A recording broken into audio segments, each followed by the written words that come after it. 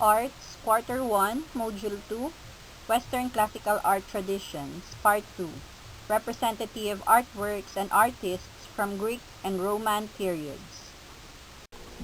Pizza Panel, 540 to 530 BC. Discovered during the 1930s in a cave near the village of Pizza. Earliest known panel painting on thin wooden boards or panels covered with stucco or plaster and painted with mineral pigments, which depict religious scenes connected with the cult of the nymphs.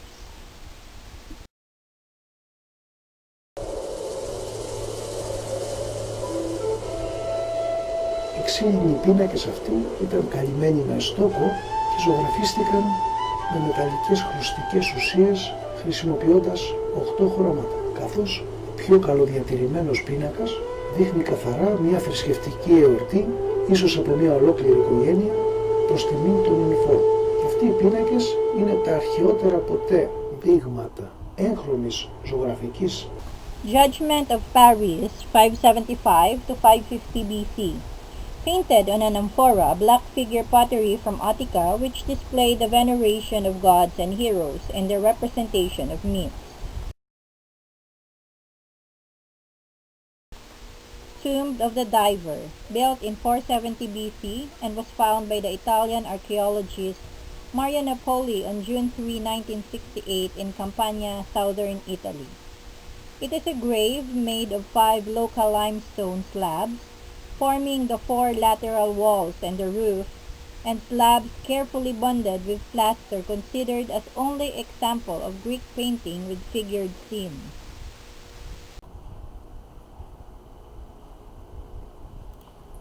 This is about the tomb of the diver, built around 470 before Christ, located in Paestum near Napoli, in the south of Italy.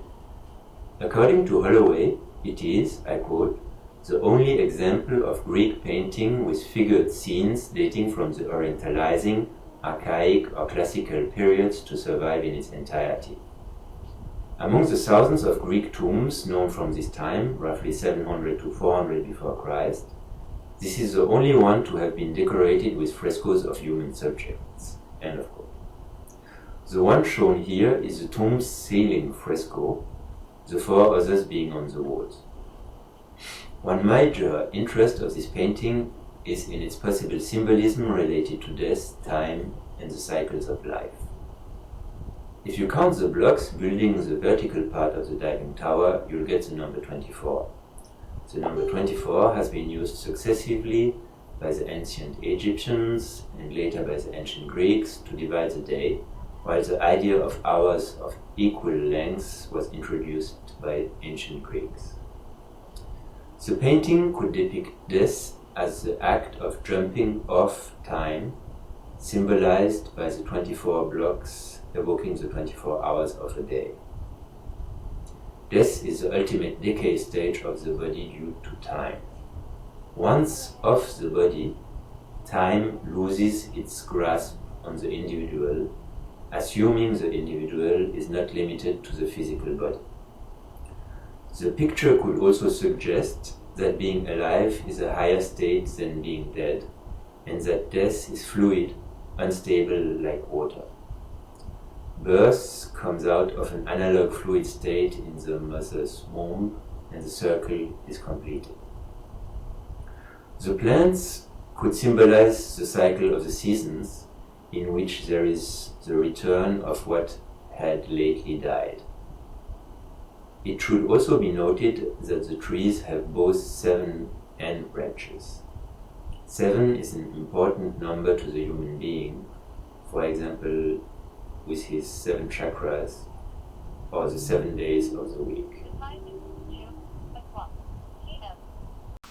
The Discobolus, created on 460 to 450 BC by Myron of Eleutherei, an Athenian sculptor known for his bronze artworks of athletes, figuring a youthful ancient Greek athlete showing a discus in which original sculpture was made of bronze was lost. Some copies were made out of marble and smaller replicas were made of bronze.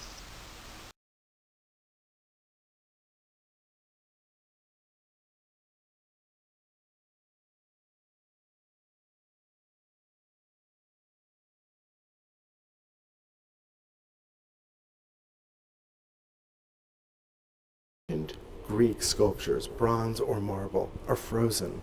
But that doesn't mean that the ancient Greeks didn't want to convey movement. In this case, movement that you couldn't even see with the naked eye. What we're looking at is a sculpture by an artist whose name is Myron. We've lost his original, but we have a later Roman marble copy of the discus thrower. The original was in bronze from the 5th century BCE. About 450, 460. And what we're looking at is one of many Roman copies. In fact, there's one next to the other in this museum, a testament to how popular these were among the Romans. This sculpture shows a man who is at that moment where his body is fully wound. Look at the way that his right leg is bearing the weight of his body. His left leg, the toes are bent under, dragging slightly, and he's about to throw that discus. There's this moment of a tremendous tension, but it's also this moment of stasis, stillness, right before the action. Athletes and art historians have debated whether this is even an actual pose that the discus thrower takes in the process. It's so interesting because when we think back about the history of the Greek figure, we think first of the archaic Koros, who is so stiff and so stylized, and then we have the tremendous breakthroughs of people like Polykleitos, who develop an understanding of the body and show it in contrapposto. But here we have something that's so dynamic and so complex. And just look at the arc of the shoulders and the arms and the way that they reverse the arc of the twist of the hips. That is the overriding concern of Myron, the sculptor, to capture the aesthetic qualities here, the sense of balance and harmony, and The Parthenon, constructed by 447 BC and completed in 432 BC in Athens, Greece, by architects Ictinus and Callicrates, along with a sculpture named Phidias. Creta's classical temple, dedicated to the goddess Athena, engineered to correct an optical illusion and served a practical purpose as the city treasury.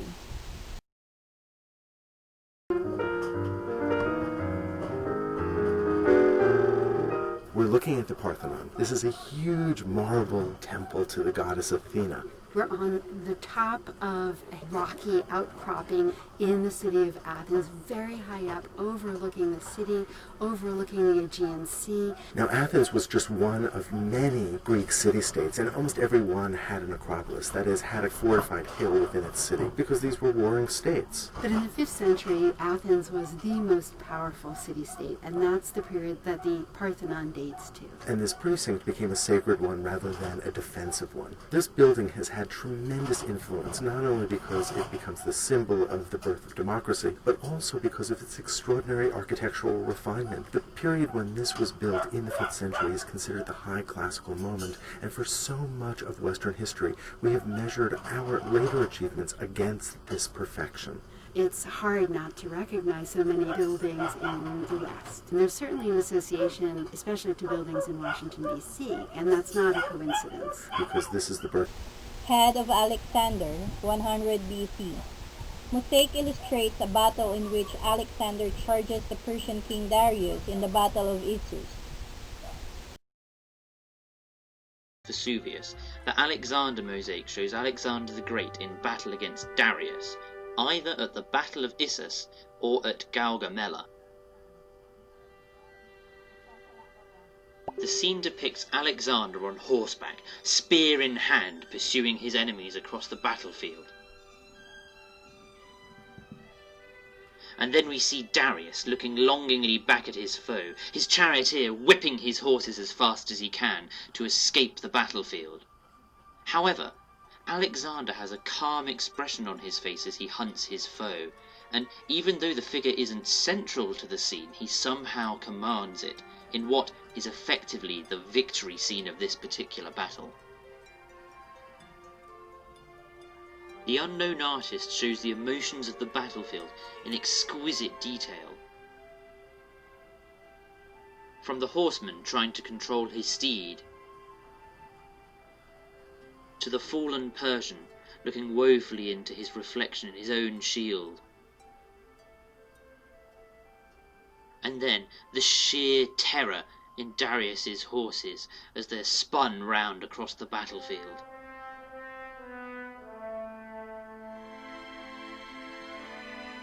created hundreds of years. Bosco Trucase, Pompeii. Fresco landscape painting believed to depict a ceremonial rite, either a marriage or an initiation of a woman in a mystery cult.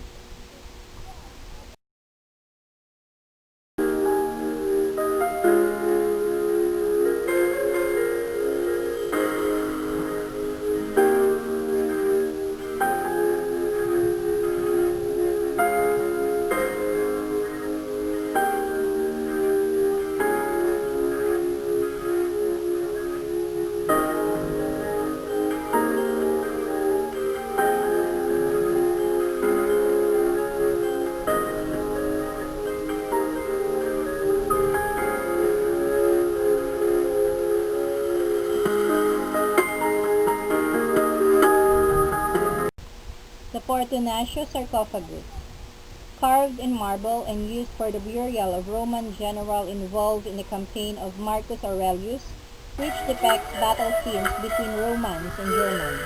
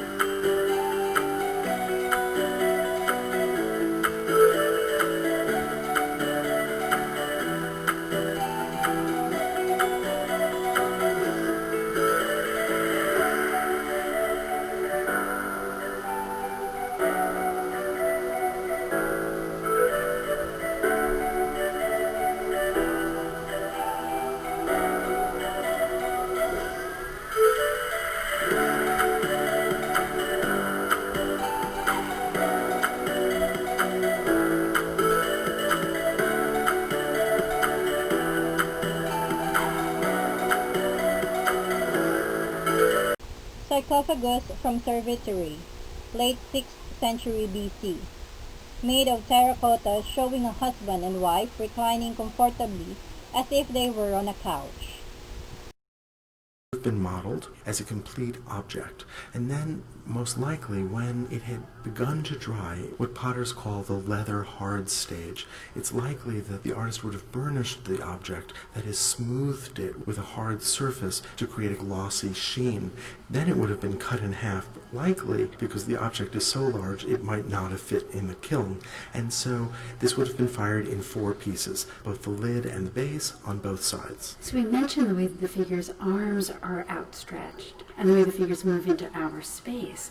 Likely they were holding objects relating to a banquet. We see banqueting scenes often on the walls in frescoes in Etruscan tombs. Or, as some art historians have conjectured, it's possible that the woman was holding a perfume bottle. It's also possible that one of the figures was holding a pomegranate, which is a symbol of the eternal. There is a sense of sociability here, and it might remind us of scenes we see on Greek pottery of figures at a banquet, a symposium. And when we see that in Greek pottery, those are male figures.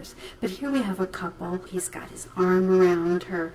But we're not supposed to see these as portraits. This is not the way that this man and woman look. But instead, like the archaic smile, we have features that are stylized. These are clearly not rendered from the observation of a model. So we have found literally thousands of Etruscan tombs. This was found in a necropolis that is a cemetery called Banditaccia at Cerveteri. This was one of the principal cities of the Etruscans. It was found broken into 400 pieces and reassembled. And you can see when you look closely which pieces have been filled in by conservators and which pieces are original to the sculpture. And if you look closely, you can see that the discs of the pupils are hollows, and it's likely that something was originally inlaid there. It's really quite extraordinary how lucky we are to have such an intact object. The Colosseum, 70 to 82 AD in Rome, Italy. An oval amphitheater built of travertine limestone, tuff or volcanic rock, and brick-faced concrete used for gladiatorial contests and public spectacles. The Colosseum was, and still is, colossal. It's the great example of ancient Roman engineering. It was begun in 72 AD, during the reign of Emperor Vespasian, when the empire was nearing its peak. Using Roman pioneered concrete, brick, and their trademark round arches, Romans constructed much larger buildings than the Greeks. But it seems they still respected the fine points of Greek culture. They decorated their no-nonsense megastructure with all three Greek orders of columns: Doric, Ionic, and Corinthian. Stepping inside, you can almost hear the roar of ancient Rome. Take a moment to imagine the place in action. Romans filled and emptied the Colosseum's 50,000 seats as quickly and efficiently as we do our super stadiums today. It's built with two theaters facing each other. That's what an amphitheater is. So twice as many people could enjoy the entertainment. Canvas awnings were hoisted over the stadium to give protection from the sun. These passageways underneath the arena were covered by a wooden floor. Between acts, animals and gladiators were shuffled around out of sight. Ancient Romans, whose taste for violence exceeded even modern America's, came to the Colosseum to unwind. Gladiators, criminals, and wild animals fought to the death, providing the public with a festival of gore. To celebrate the Colosseum's grand opening, Romans were treated to the slaughter of 5,000 animals.